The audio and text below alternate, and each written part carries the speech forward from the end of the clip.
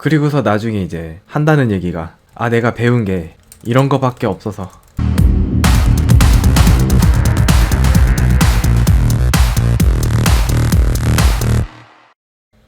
반갑습니다. 장용화입니다.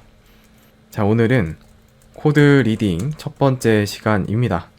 그러다 보니 첫 번째 시간이니만큼 코드 리딩, 그러니까 코드를 읽는다는 뜻이죠. 그러한 관련된 이야기를 조금 하는 것으로부터 시작을 해보겠습니다. 제가 들었던 말들 중에 이런 게 있어요. 두 가지가 있는데, 첫 번째는 나는 보세요. 나는 보안을 할 건데 그러므로 이제 프로그래밍은 안녕이다. 나는 프로그래밍이 하기 싫기 때문에 그에 대한 대안으로 여러 가지 분야가 있지만 그 중에서도 보안을 할 것입니다. 요런 케이스가 있었고요. 그리고 두 번째는 요거는 약간 설득당할 뻔했는데, 나도 내가 만든 코드를 몰라. 근데 남이 만든 코드를 어떻게 읽니? 그렇게 말씀하시는 분도 계셨었습니다. 근데 이제 결론부터 말씀을 드리자면 둘 다 틀렸습니다. 둘 다 틀렸어요.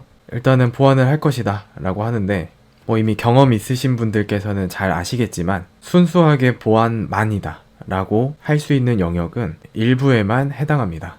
그리고 경험이 쌓일수록 직급이 오를수록 보안만 해서는 점점 더 살기 팍팍해질 수 있겠다라는 것을 어렴풋이 느끼실 것으로 생각됩니다. 사실 이 문장을 생각하게 된 계기부터가 문제죠, 사실. 왜냐면은 IT라는 것은 매년 조금씩이지만 계속 새로운 것들로 대체되는 부분들이 있습니다. 이 대체된다는 것은 재교육이 필요하다는 의미이고, 재교육이 필요하다는 것은 꾸준히 공부를 해야 된다는 것인데, 자기가 모자란 부분에 대해서 꾸준히 공부를 할 생각이 없다 라는 마인드를 갖고 있는 거죠, 벌써. 그러면은 그리고서 나중에 이제 한다는 얘기가 내가 배운 게 이런 거밖에 없어서, 그러니까 마치 이제 중고등학교, 대학 교육이 전부인 것처럼 생각하거나, 혹은 아닌 줄 알면서도 뭔가 새로운 거 하기 싫어. 이런 마인드로는 장기적 관점에서 확률상 불리하다 라고 할 수 있고, 다른 말로는 결국 도태된다 라고 볼 수가 있기 때문에 이거를 배워야 된대, 무엇을 배워야겠다, 이런 개념보다 IT 업계 종사자로서의 마인드 먼저 재정립하시는 것이 선행되어야겠습니다. 자, 그리고 두 번째, 나도 내가 만든 코드를 몰라. 남이 만든 코드를 어떻게 읽니? 라고 할 수 있지만 실무에서 처음부터 끝까지 전체 코드를 작성을 하는 경우는 매우 드물죠. 맨바닥에서 시작하는 스타트업이라고 할지라도 처음부터 끝까지 만드는 경우는 드물 겁니다. 만약에 처음부터 끝까지 다 만든다고 하더라도 규모가 커져서 사람이 늘어나고 시간이 흐름에 따라서 형상관리가 필요하게 되면 분명히 내가 만들지 않은 코드들도 반드시 보고 이해하고 활용할 수 있어야 되는 시점이 다가옵니다. 그런데 자기가 만든 코드가 아니라고 애초부터 해볼 생각도 없다 라고 하면은 크고 작은 문제에 봉착할 가능성이 매우 높다 라고 생각을 하고요. 자, 그러면은 이제 장점이 있겠죠? 코드 리딩을 이렇게 다룸으로써의 또한 장점이 있는데,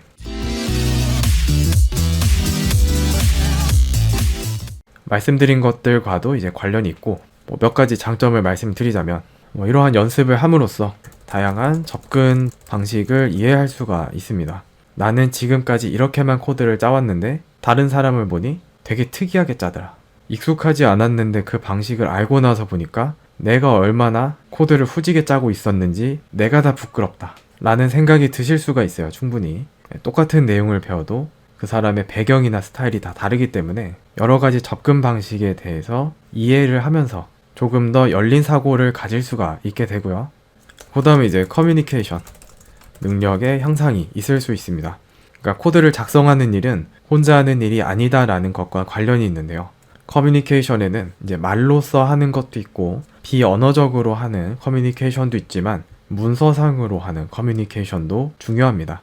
그럴 때 내가 어떻게 코드를 남들이 봤을 때도 이해하기 쉬울 수 있을지, 전문용어로 이제 가독성이 높아진다고 표현을 하는데, 어떻게 하면은 그 사람이 나한테 와서 귀찮게 안 굴지 조금 더 니트하고 클리어하게 코드를 짤 수 있을까, 이러한 방향으로도 도움이 될 수가 있고요.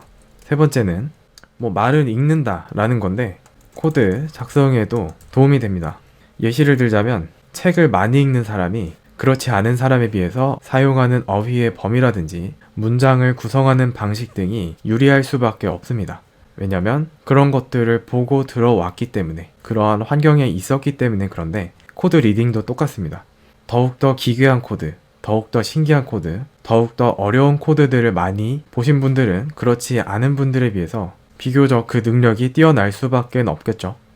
그러면 이제 마지막으로 이 해킹이랑은 어떤 관련이 있는지 한번 말씀을 드려보자면, 뭐 범위가 많겠죠.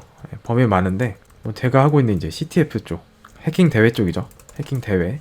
뭐 관련된 내용은 이제 취미로 해킹 강의와 콘텐츠에 이제 꾸준히 담고 있는데, 뭐 이러한 입장에서 봤을 때 코드 리딩, 코드 라이팅 능력이 어떠한 도움이 되는가 몇 가지 말씀을 드리자면은, 이제 폰어블 영역, 시스템 해킹 영역하고 리버싱 영역에서는 100% 도움이 됩니다. 왜냐면은 이러한 폰어블이나 리버싱 챌린지를 만드는 사람들도 이번에는 조금 더 창의적인 문제를 내야지, 어려운 문제를 내야지 하면서 공부를 해서 내거든요. 왜냐면 이제 만드는 사람도 자기가 문제를 냈는데 스타트 끊자마자 5분 만에 누가 풀어버렸네 이러면은 김이 빠진다라는 얘기를 들은 적이 있는데, 아무튼 그런 것처럼 각 챌린지 출제자들도 이제 공부를 해서 내기 때문에 어디서 듣도 보도 못한 프로그래밍 방식, 어떻게 하면 한 번 더 꼬을까, 어떻게 하면 잘 숨겨둘까 라는 입장에서 나온 결과물을 가지고 보고 배울 수 있다면 그거보다 더 좋은 학습 자료는 어쩌면은 되게 드물 수 있습니다. 아무튼 이렇게 두 영역에서 활용을 할 수가 있고, 세 번째는 이제 암호학이죠. 암호학. 인코딩, 디코딩, 암호화, 복호화. 코드를 읽고 반대 기능을 구현해내야 하는 경우가 있습니다. 그러니까 예를 들어서 인코딩 코드를 주고서는 디코딩을 만들어 보세요. 혹은 복호화 코드를 주고 암호화 코드를 만들어 보세요. 이런 경우가 있거든요. 자, 이럴 때 암호화, 인코딩 이런 데서 쓰이는 프로그래밍 지식은 처음부터 끝까지 논리로 무장되어 있기 때문에 웬만큼 이해해서는 쉽지가 않습니다. 그렇기 때문에 해당 분야에서도 필요하게 되고, 기타 이제 요 세 가지를 다 포함하는 개념으로서 기타 이제 자동화 개념이 있을 수 있어요. 사실 인코딩 코드를 보고 손수 한 글자 한 글자 디코딩을 할 수가 있고요. 암호화 코드를 보고 손수 한 글자 한 글자 만들 수도 있을 겁니다. 근데 그거를 굳이 사람이 해야 되냐 이거죠.